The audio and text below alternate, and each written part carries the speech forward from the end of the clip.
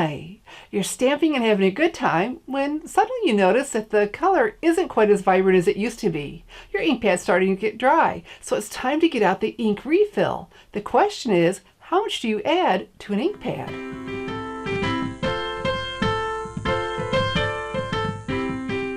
When it's time to re-ink your ink pad, I'm going to show you how much to add and my method of applying it.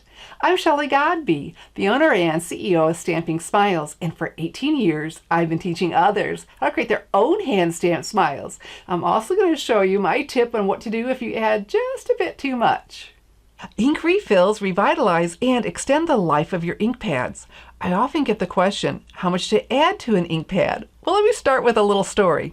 A friend from church was working with youth to make Christmas cards for the jail ministry. And I said, oh, I have an extra real red ink pad you can have, but it's starting to get dry, so you'll need a refill. Well, I wasn't there when she did it, and she used the whole bottle. Oh my goodness, she had one big juicy mess. Not the whole bottle. Don't do that. So let me show you what I do. So what I have is a classic Stampin' Pad. These are from Stampin' Up! And wonderful pads. How you open that, flip, and slide that in.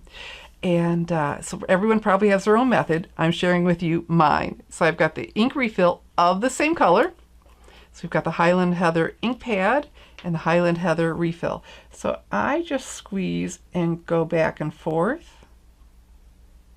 There we go. And I like to get to those edges and then in the opposite. So both sides. All right. And that for me is usually plenty of ink refill. Now, these are the firm foam pads. When we had the felt pads, I did that same method of that's how much I would put down. With the firm foam pads, look what happens. These pads offer really great deliverability of ink. You get such great coverage. But at this point, if I stamp with it, I get lines, okay? And so what I do is I take a credit card, gift card, here, just put my hand on the pad, and I pull it across. You could use your bone folder. I really like using a credit card. And just work it in, okay?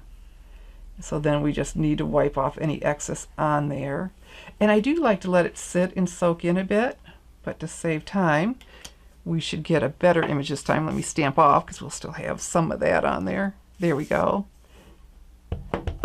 And you'll notice they start off really good and juicy too. There we go.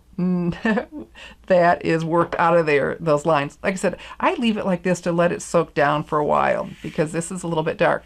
Now, if you put on too much, it happens, okay? Or, I'm embarrassed to say, right before Christmas, I grabbed the wrong color ink refill. I thought, what in the world? Oh boy. So, if that happens or you have too much, I take a paper towel and press it on and start soaking it up, okay? So things happen, look at that. And so I just kept doing that and taking a nice solid stamp like this and I kept stamping, trying to, you know, get it down. Well, I kept doing that until I couldn't see the ink refill of the wrong color until it finally went down to the right color. So that can help save you. A lot easier if you just grab the right color to start with.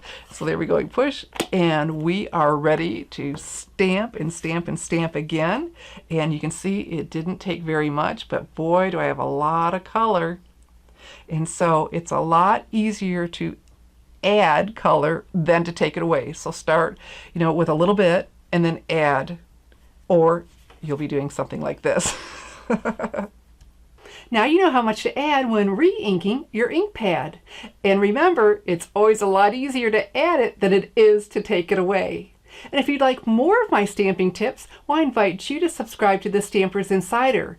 It's your free stamping source for inspiration, information, and ideas. Just go now to www.thestampersinsider.com to subscribe. I'm Shelley Godbee, teaching you how to create hand-stamped smiles. Thanks for watching.